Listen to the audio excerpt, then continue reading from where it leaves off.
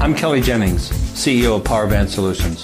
Powerband is a cloud-based provider of auction, inventory, and finance solutions that make buying, selling, and financing vehicles more efficient. Powerband Solutions trades on the TSX Venture Exchange symbol PBX and on the OTCQB symbol PWWBF and on Frankfurt symbol 1ZV. For more information, please visit us at powerbandsolutions.com. Welcome to the Goddard Report. Comments made on the Goddard Report and TalkDigitalNetwork.com are an expression of opinion only. Here is Jim Goddard. My guest is Jordan Bateman, Communications Director for the Independent Contractors and Business Association. Welcome back to the show, Jordan. Thanks for having me, Jim. I'm glad you survived your turkey coma with Thanksgiving. It was a chicken coma. Oh, how modern. Oh, yes. A mixture of Japanese, Greek, and traditional. It's the way Vancouver does Thanksgiving. Thanksgiving fusion. I like it. Yes. LNG, when we last talked, was a proposal. Now it's for real. What's this going to do for independent contractors? Well, it's going to put a bunch of them to work, and work that's going to take a long period of time. So we've talked before, Jim, about how construction is project-based. I mean, you build something until it's complete, and then you move on and build the next project. This is a massive construction project. You have not just the plant itself in near Kitimat, but you also have the pipeline stretching all the way across northern British Columbia from Fort St. John area all the way to the Kitimat area.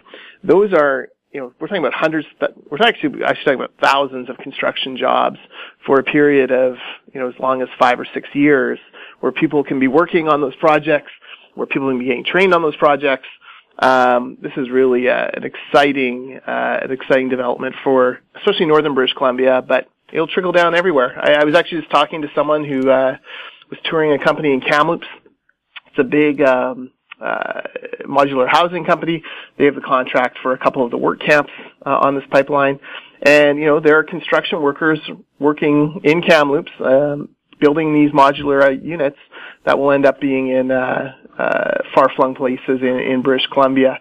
So not just construction jobs up north, but construction jobs in Kamloops. There's some in Vancouver. It's amazing to see just how important this project is.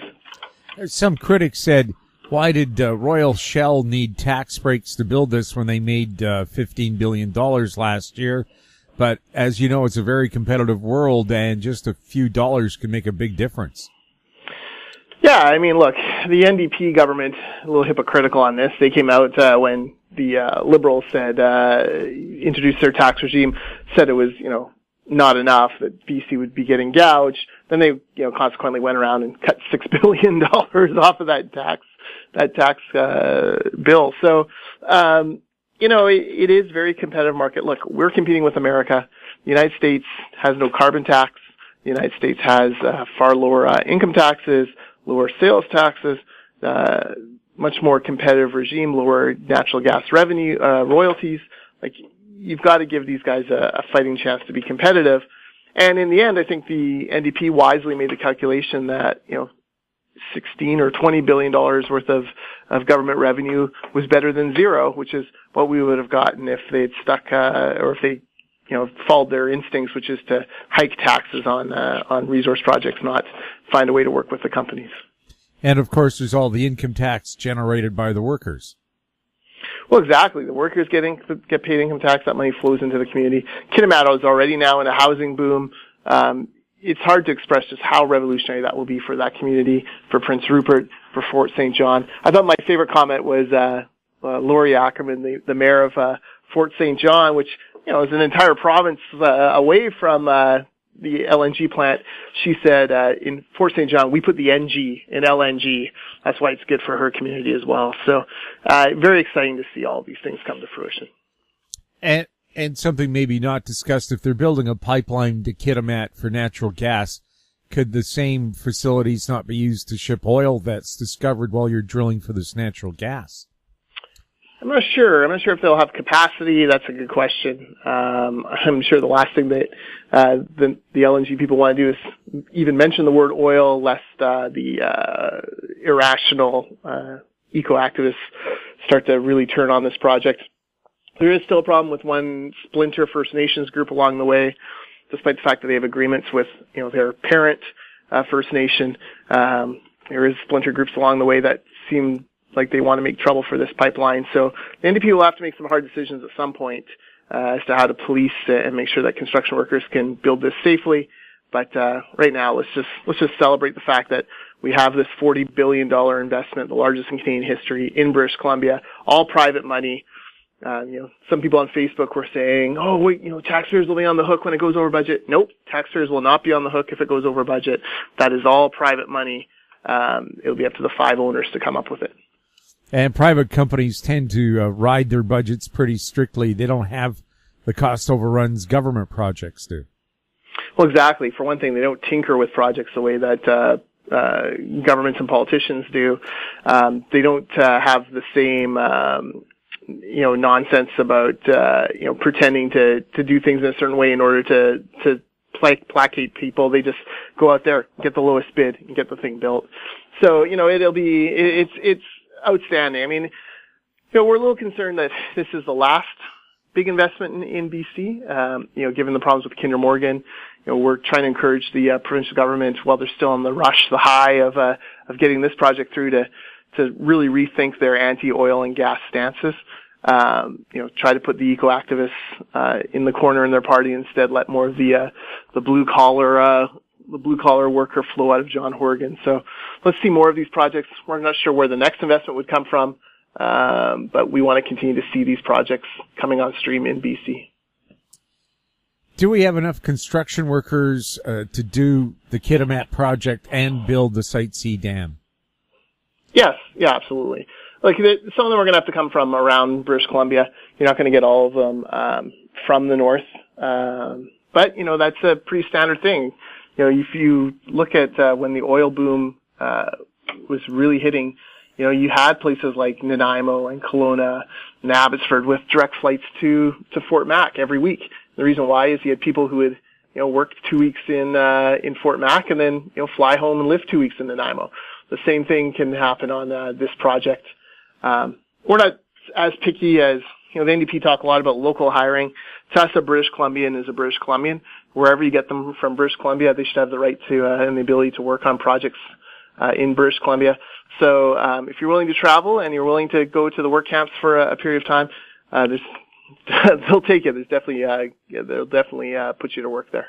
And with these modular living things that they build now for construction sites, it's not the austere lifestyle it used to be.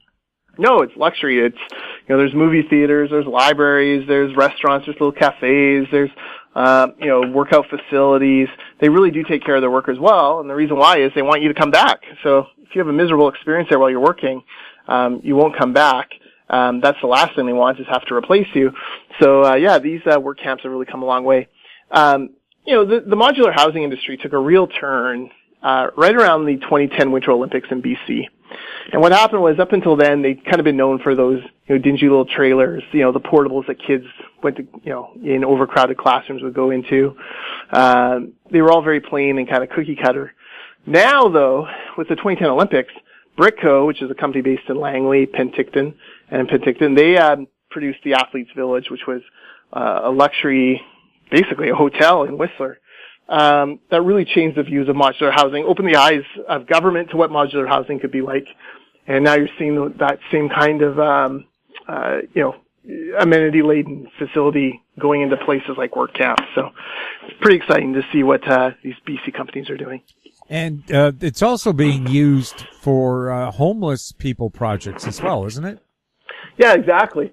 And frankly, it should be used for schools. I've been a proponent that you should be building these schools in a modular fashion so that when the population curve eventually goes down, which it does, an overcrowded community with children at one point eventually ages and you have all this extra capacity, you could actually move that to move wings of it to communities that needed it. So I'd like to see more of this kind of modular building go on. And certainly there's lots of opportunities if people are willing to look outside the box. And also, what about seniors housing? Ross Kay, my real estate expert, says the one thing that they haven't thought about is exit housing. where the kids are gone and they don't need a 4-bedroom house, but they'd like something very nice, but a lot smaller. Yeah, exit housing is a good point. Right now people kind of are, not forced, but the option is sort of condos, which doesn't really appeal to certain people. So yeah, I mean, exit housing I think is another good point where that could be used. Problem, of course, is land. Where do you find it? That's the existential question for all of us in British Columbia at this point. We'll have more with Jordan Bateman right after the break. Aben Resources Limited is a gold exploration company with significant projects in British Columbia, Saskatchewan, and the Yukon. Trading on the TSX Venture Exchange, symbol ABN, and the pink symbol ABN-AF. Surrounded by world-class gold deposits and mines, Aben's 23,000 hectares Forest Kerr Gold Project is located in the heart of the Golden Triangle in northwestern BC. For more information, visit us at abenresources.com. I'm Brian Fowler, president of Blind Creek Resources Limited, listed on the TSX Venture Exchange, ticker symbol BCK.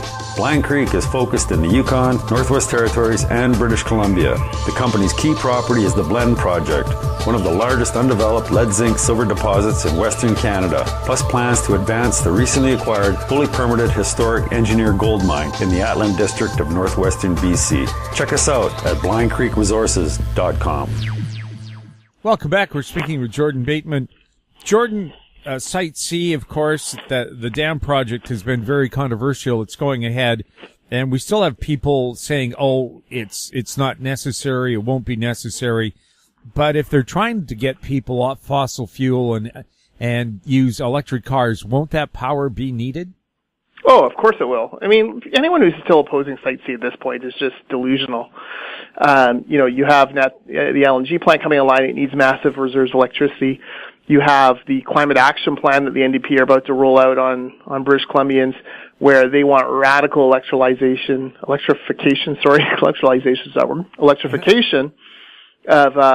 transportation, of heating, all sorts of things that we've not usually used natural gas or oil for. So you're going to need a lot more electricity. Solar and wind, run-of-river, tidal power, those will all be parts of that. But still, you need that backbone in the system. And for British Columbia, we're lucky enough to have hydroelectric dams. And what other projects do you think BC could get because we have a surplus of electricity? Well, there's still wood-fiber LNG. They're looking at coming on stream. That's an LNG plant in Squamish, just north of Vancouver. There is some talk that maybe, there'd be another one in the north. That could be looked at as well.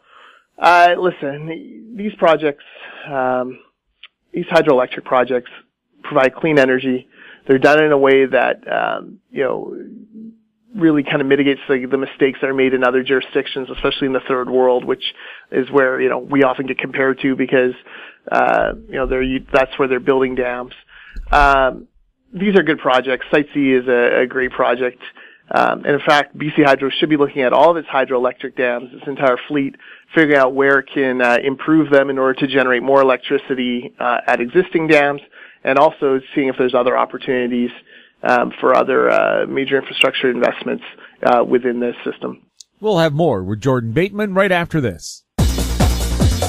Hi, I'm Douglas Mason, President and CEO of Magnum Gold Corp, MGI and the TSX Venture Exchange. A 2015 drill program on the LH property intersected several high-grade gold intersections, including 11 meters of 20.66 grams per ton gold. Additional drill targets on the LH property have been identified by a 2018 drone airborne magnetic survey to further evaluate a pyrrhotite-enriched gold-bearing system. Please visit our website at magnumgoldcorp.com. Don't miss out. Stay informed. Receive the HowStreet.com weekly recap with thought-provoking podcasts, radio, and articles delivered to your inbox. Sign up for the HowStreet.com weekly recap on our homepage at HowStreet.com. Welcome back. We're speaking with Jordan Bateman. BC has a referendum coming up on proportional representation. What's the business attitude towards changing the electoral system? I think generally the business attitude is don't do it. We see what proportional representation, especially this kind of party-based proportional representation where, the parties get to pick so many MLAs in order to fill out seats, not the voters directly. We've seen what this has done in Europe, and European economies generally have not been performing very well. We've seen governments, countries go for a year and a half without governments because they're trying to negotiate backroom deals. Backroom deals get negotiated between coalition partners in proportional representation democracies, and they're almost always bad for business. They almost always add more taxes, more regulation, more red tape, more cost on doing business, which hurts employers. So, yeah, if you want to take a gun out and shoot your economy in the foot, become a proportional representation democracy. First past the post is not a perfect system. No one's ever saying it is, but there are ways you could improve it if you want to make it more accountable to the public. Certainly, giving more control to party bosses through proportional representation isn't going to fix the most of the complaints about our government. Yes, you have examples like Italy where it seems to have an election every 9 months. Exactly. I think in 70 years, and they've had something like 55 elections, and Canada's had 20. That's a lot of instability. That's a lot of flux. That's a lot of backroom deals. That's a lot of coalitions that fall apart over silly reasons. That's also a lot of people who never ran for office becoming prime minister of that country. It's not uncommon to have someone kind of dropped in on the voters. So, look, we don't like this system. We think it's unfair the way the NDP have put it out there. We certainly don't trust politicians to come up with fair rules after the fact. And it's important to note, all we're doing is voting on very generic system descriptions. The politicians will then sit down afterwards and hash out how it actually works. And you can bet every dollar in your savings and investment account that politicians will pick the rules that best favor their side of the spectrum. Green Party leader Dr. Andrew Weaver seems to have picked up the nickname Dr. No. Is it a deserved nickname? Yeah, unfortunately. Andrew Weaver was there the day that Gordon Campbell broke ground and announced that the Site C Dam would be built. He was one of the voices in favor of it. And then, because he's became a slave to his little myopic base, he's, changed his mind and now opposes Site C. That's disappointing. He opposes LNG, opposes Kinder Morgan, basically opposes anything that puts, everyday British Columbians to work. In Andrew Weaver's world, I guess we'd all be tenured professors at the University of Victoria. I don't think that's probably a sustainable business model. He needs to really rethink the kind of message he's sending to middle-class British Columbians. Are you disappointed in what he presents as facts, where he says more people are employed making beer than working in the oil and gas industry? Yeah, that really is disingenuous. Look, I can speak for construction. 250,000 British Columbians woke up this morning and went to work in construction. 250,000 men and women. It's 10% of the provincial economy. And this is an industry that he's called, temporary jobs. He does not seem to understand that, nothing gets built in this province without the hard work of the construction industry, and doesn't understand that if you want good middle class and upper middle class jobs, resource development is where you get them. It has always been that way in Canada. It's always going to be that way in Canada. We should be encouraging more resource development, not insulting the people who work in it. And of course, with proportional representation, you'd be getting more of these people, not less. Well, exactly. So, you want to see a really crazy situation, give Andrew Weaver 17 seats in the legislature and watch what he does. That should be pretty worrisome to most people. It's these backroom deals that come with Prop Rep that are very concerning to us at ICBA. It's the number one reason to vote against it. If you need a second reason, vote against it because proportional representation encourages the creation of fringe parties, of extremist groups running for office.